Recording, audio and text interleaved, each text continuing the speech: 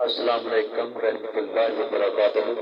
दोस्तों, मैं नात गो शायर अली तबस्सुम हमदिया कलाम पेश कर रहा। ये कलाम मेरा अपना लिखा होया पंजाबी का कलाम है।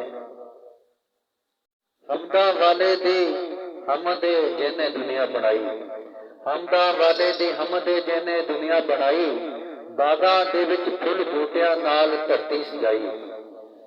बनाया है चंद तारे ते सूरज नाल बड़ी है सफाई, बनाया है चंद तारे ते सूरज नाल बड़ी है सफाई, ते बगैर उहदे हुक्म तो जर्रा भी नहीं हिलदा भाई।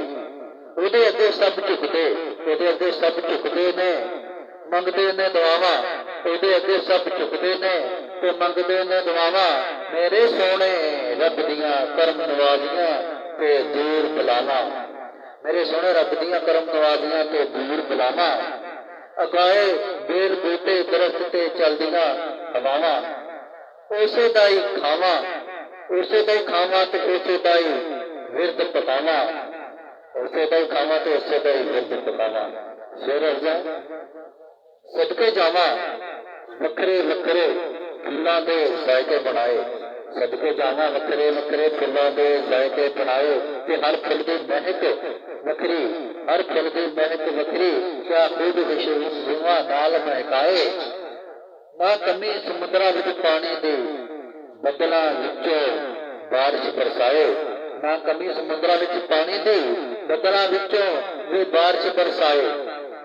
किते सहरा जंगल ते किते, किते सहरा जंगल ते किते ऊंचे ऊंचे पहाड़े जाए,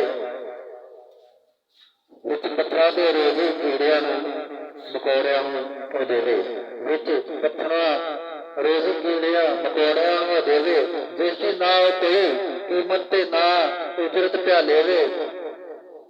विच पत्थरां दे रोज़ी कीड़ियां नूं मकोड़ियां नूं देवे, जिसदी ना कोई उजरत ते ना कोई कीमत लेवे।